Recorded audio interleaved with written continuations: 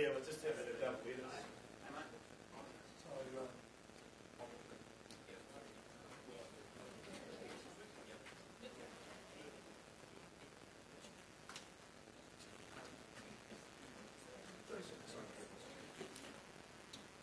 Could you tell me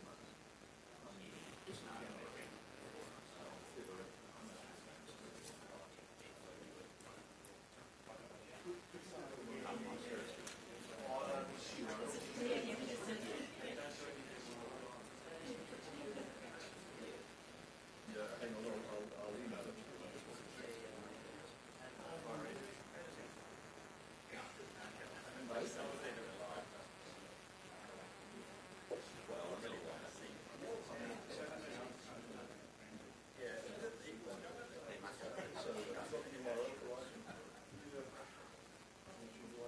It's in the document. That's all right. But actually, I'll just say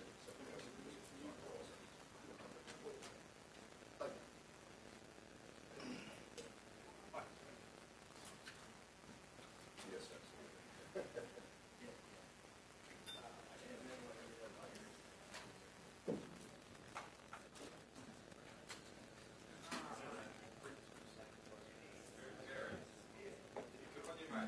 no, it's the one.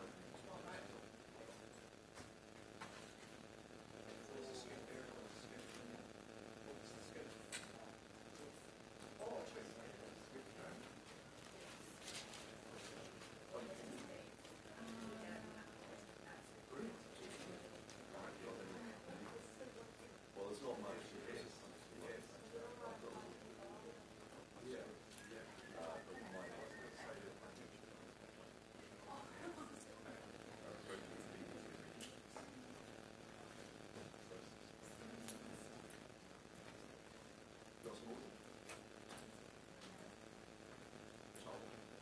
I'll leave that to you. There's the main things on this one.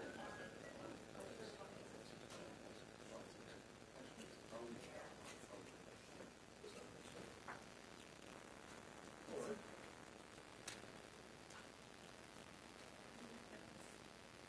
You'll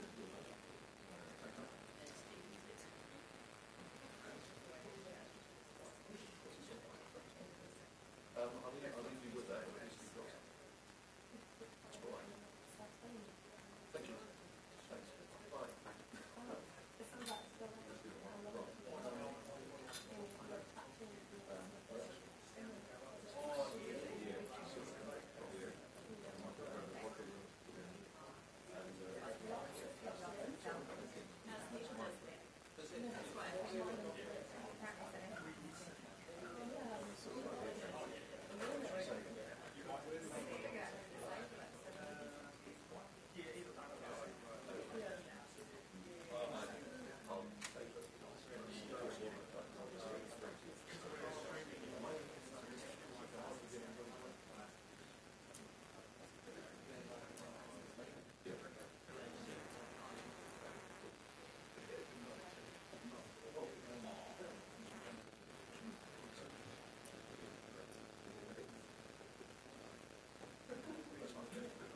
I thought you would say. Yeah, no.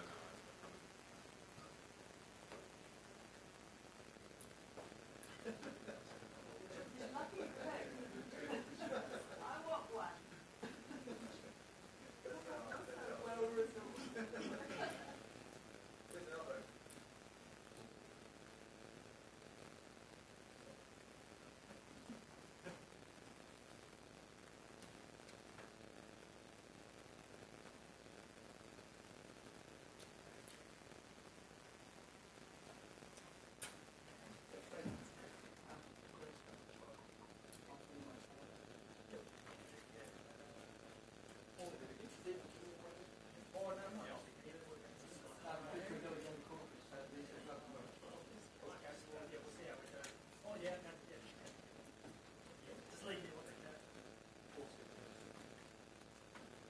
Well For those of you that are interested in this surprise announcement of this embargo till 9.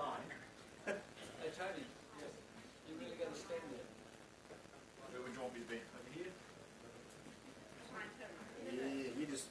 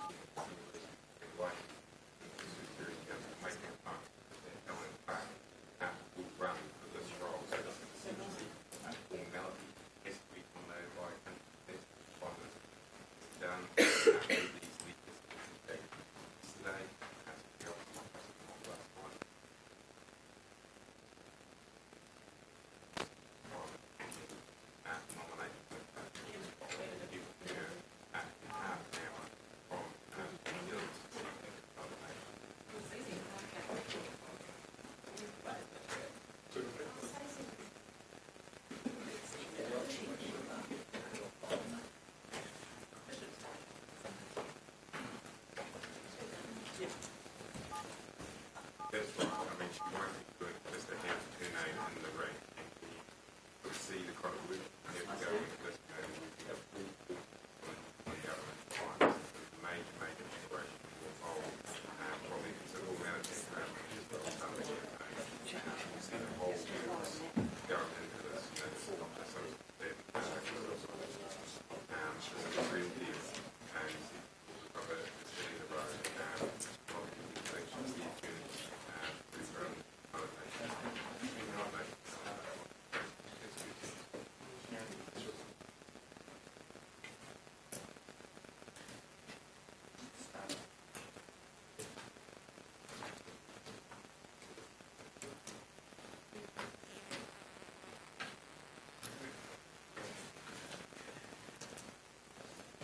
Yes, but I think we see quite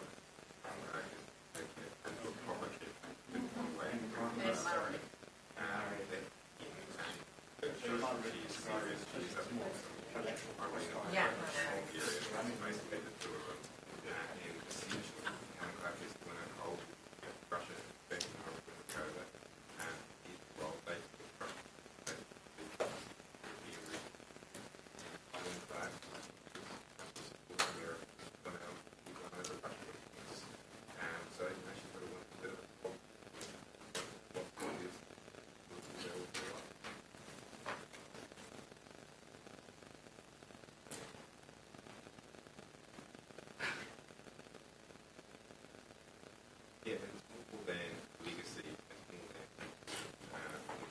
I said this about Alan Clark, who's the top job in the world of best opportunity about it. And that kind of destiny deal, and that kind of destiny deal with finding right one woman in this one she is at the right state. Has final six right Russia and Europe.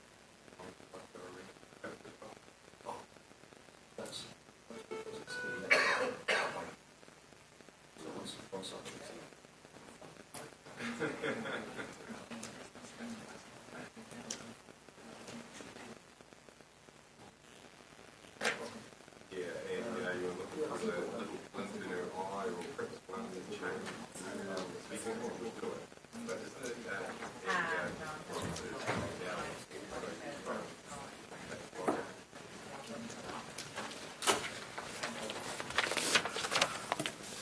Okay, good morning everyone. Well, I'm pleased to announce that the government is nominating Helen Clark for the position of UN Secretary-General. There are major global challenges facing the world today, and the United Nations needs a proven leader who can be pragmatic and effective.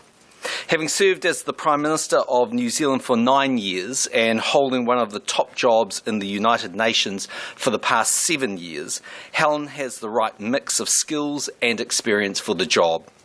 Coming from New Zealand, Helen is well placed to bridge divisions and indeed to get results. She has a vast amount of experience in international affairs. She is a great listener and a tremendous communicator. I've talked to Helen on a number of times over the past year, but only recently did she advise me of her decision to formally pursue the role. Our nomination means that the Ministry of Foreign Affairs and Trade will now work with Helen on her campaign, and as I have previously said, I will do all that I can to help her secure the job. There is no doubt it will be a highly contested position, as it's a very important one. But I'm confident Helen has what it takes and is the best person for the job. By announcing Helen's nomination today, it means she can start presenting her case to the UN General Assembly, which is holding preliminary meetings with candidates in New York next week. The first straw poll is expected to be conducted in July. The new Secretary-General will be appointed at the end of the year by the UN General Assembly and on the recommendation of the UN Security Council. Questions?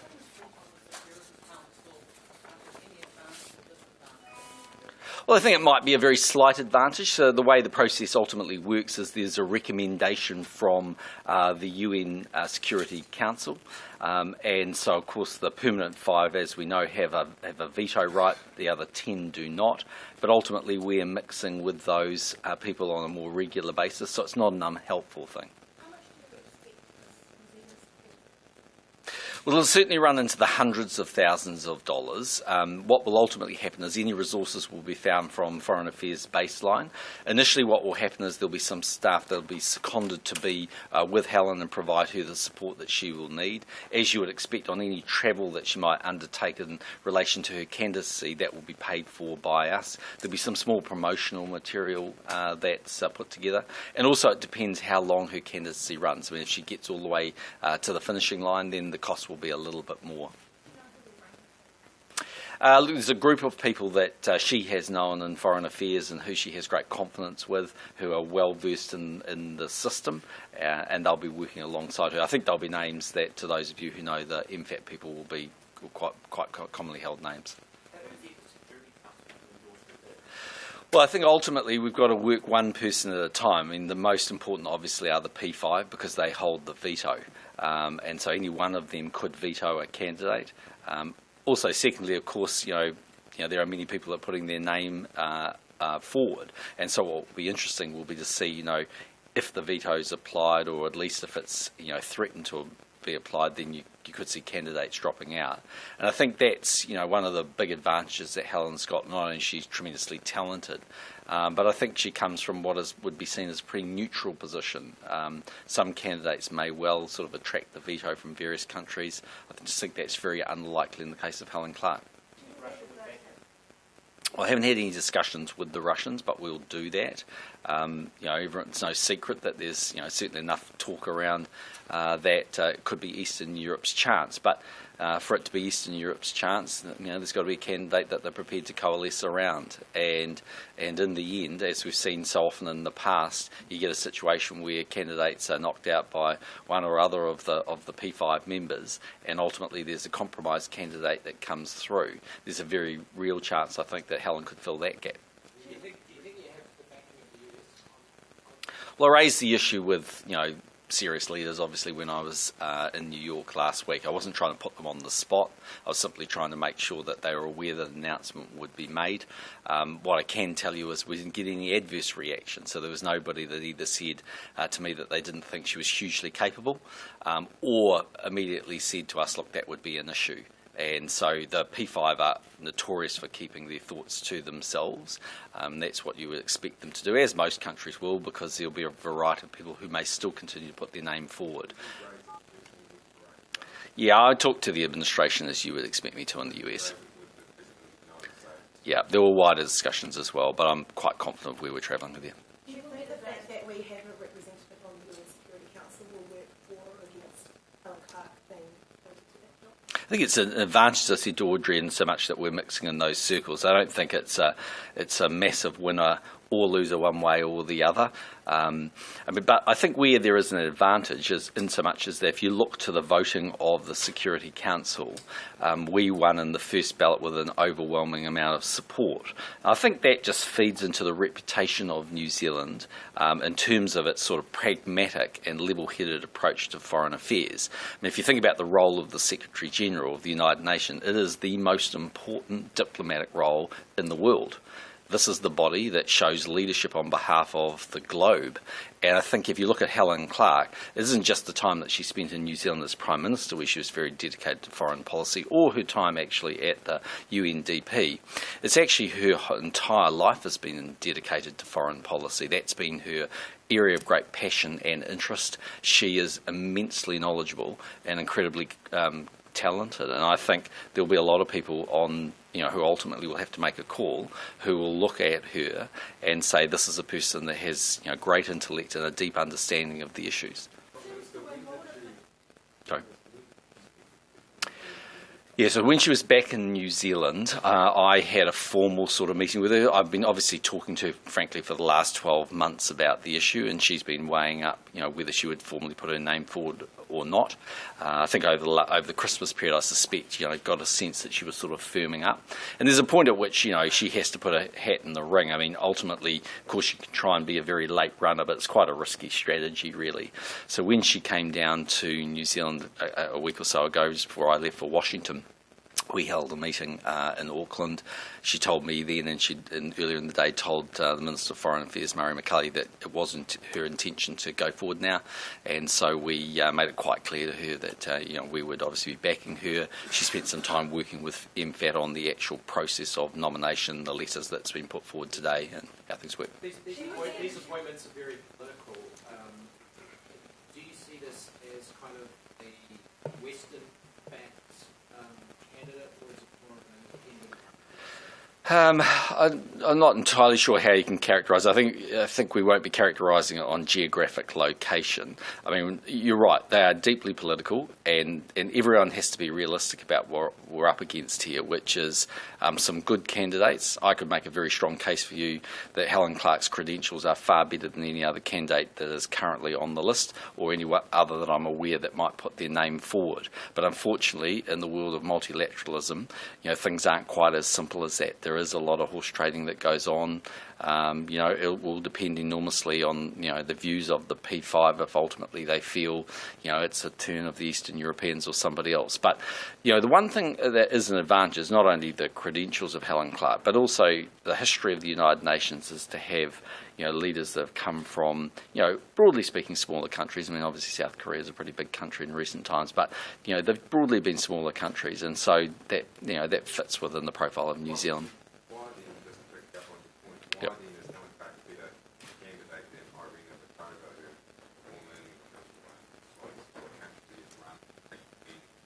Yep.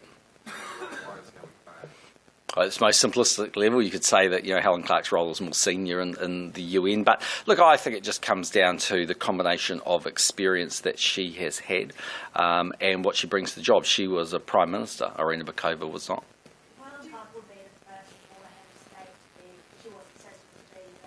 Yeah. Are you worried about her being too close? Well, I think in recent times, firstly, she's had a role on the world stage at the UN, and I suspect her perspective, if you like, in the last 7 years is, by nature of the very job, has forced her to have quite a different perspective to the one that you'd have when you're the leader of a country. When you're the Prime Minister of a country, you're forced to take a sort of country perspective. I think everyone who knows Helen knows that her capacity to understand those broader issues, even when she was the leader of New Zealand, was very broad and deep. So no, I don't think she'll be seen as somebody that can only see things from a westernised perspective or a Commonwealth country perspective or a small country perspective. I think she's recognised for her capacity to understand the job. I think she's also understood, I think, and recognised as someone with a very big intellect. I mean, she can fundamentally tick the boxes. I mean, this is a quirky system, not the least of them being, that there's some expectation that the UN Sec Gen will speak some French. Well, Helen Clark can, and I'm sure as we speak she's brushing up on her French. Her statement says that she talked about the UN Charter, the statement. Maybe I don't understand that involvement in the right or not in conformity with the Charter. Yeah. Are you worried, or is she worried about how that might play out? Well, the core of what makes the United Nations work and operate is its charter. People will always have a different perspective. I mean, Helen Clark's view of the Iraq War is well documented and well known. But actually, President Obama was also opposed to the Iraq War, and it didn't stop him both becoming the leader of the free world and actually, by definition, the leader of arguably the most powerful member of the P5. Well, I think it will depend on what happens if Kevin Rudd puts his name forward. I think ultimately if Kevin Rudd does, then I don't have enough intel to tell you what they would do, but natural good grace would tell you that they'd probably support an Australian candidate in the first instance. But this is a long race. Certainly there's a lot of respect across the Tasman for Helen Clark, and I think it's a more mixed position in Australia about Kevin Rudd. So ultimately, let's see. I mean, as I said yesterday, no one should underestimate Kevin Rudd. He also is a super intelligent man. I personally think Helen better for the job, but that comes from partly a purely partisan perspective of Was there anything else playing on your mind when you say, well, isn't it good Oh, no, just as I said yesterday, I've worked with Helen Clark for a long period of time. I mean, personally, I'd like to see a New Zealander at the head of the United Nations. I think she would, it would be, a sense of great pride to New Zealanders, actually, that we had the first, Secretary General from our country. Has Rod approached you about that? No, he isn't. Will this be a public campaign in some way, or strictly behind closed doors? If it is public, is there anything that the public is more public to do? It's a very good question. I think it's sort of broadly, largely behind closed doors, in so much that ultimately this is about convincing countries to lend their weight and support through their leadership. And in the end, while with every country there's a sort of decision-making process that happens at their foreign affairs, and in the case of the US they have their own system, ultimately it is quite personal, and in the end it will come down to the United States, for instance, or the Russians, or the Chinese ultimately deciding which candidate they're going to back. So I don't think New Zealanders will see a lot of it, but they'll see obviously some public comments from Helen Clark, and what we'll do now is continue to do what we did fundamentally when we were in Washington last week. So when I go to China in 2 weeks' time, which I probably haven't even formally announced, but I guess now I have, I'll take it up with President Xi. That'll save the press conference on that one. Well, as the actually, while you're there in China, do you think that close and special relationship with China may help Helen Clark getting their back? I suspect she's pretty well respected in China. That would be my read of it. I mean, you've got to remember when New Zealand did the first free trade agreement with China that a westernised country had done, or developed country had completed, it was Helen Clark that led that. So she's got a lot of friends around the world, and her role as UNDP head will also have garnered a lot of support for her, because the organisation she runs is big. Would you see her as front runner?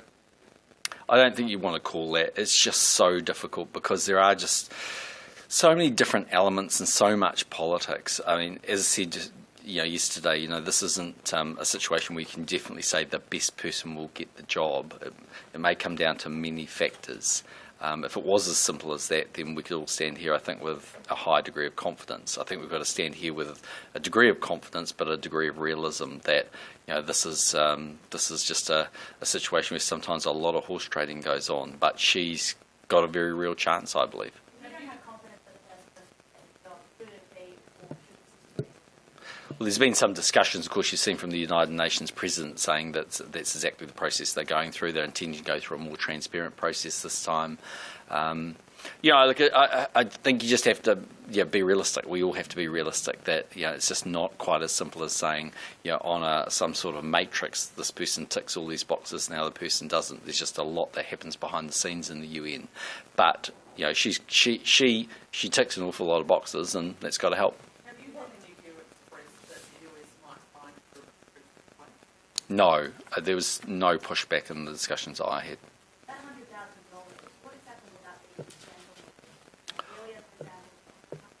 Well, it'll be more than 100,000. It'll be hundreds of thousands. I don't know exactly how many hundreds of thousands, because it'll depend on ultimately how far she goes and a variety of things. So largely that'll be spent effectively on travel and on any promotional material. I mean, there'll be a notional allocation of the people that work alongside her, so she'll effectively have secondees in the secretariat. They are people that are within the system, so for the purposes of good order, we'll mark them against this particular campaign, but truthfully, they're within the system. They'll be met from MFAT's baseline. So will you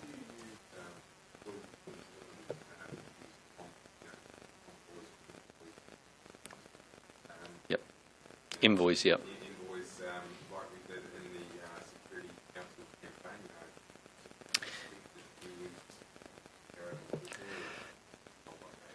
Yeah, so we've had that sort of preliminary discussion. I talked to her a bit about that when I met with her formally in Auckland. I think that's a possibility. I mean, there could be the odd person where their mana on an international stage means that makes sense. So, for instance, Sir Don McKinnon has some pretty amazing contacts from his time of being, head of the Commonwealth.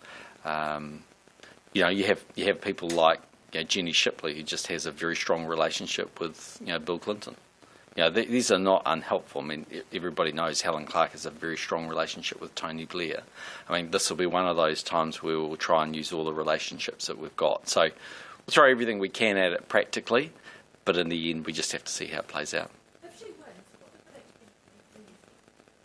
Well, I think it means in the first instance that we can look with great pride that you've seen a New Zealander rise to the highest role on diplomacy in the world. I think in a practical sense, I mean, not a lot changes because the role of the Secretary General is to, opine and to lead a very large organisation with thousands of people that ultimately has to deal with the biggest challenges in the world, from the Zika virus to Ebola through to Middle East conflict. So in reality, not a lot changes from that point of view, but it's no bad thing having a friend and a countryman, if you like, at the top of that organisation. Are you going to China specifically? No, just part of a broader mission I'm going. How would you rate the 50/50 or I don't want to put a number on it because I really genuinely don't know. I think it depends an awful lot on whether there are disagreements, if you like, for want of a better term, or lack of consensus amongst the other candidates. Because in the end, there will be people who will feel very strongly about Irina Bokova or one of the other candidates. There's no question about that. But ultimately, if they're not acceptable to the others, then all of a sudden the picture can change quite dramatically.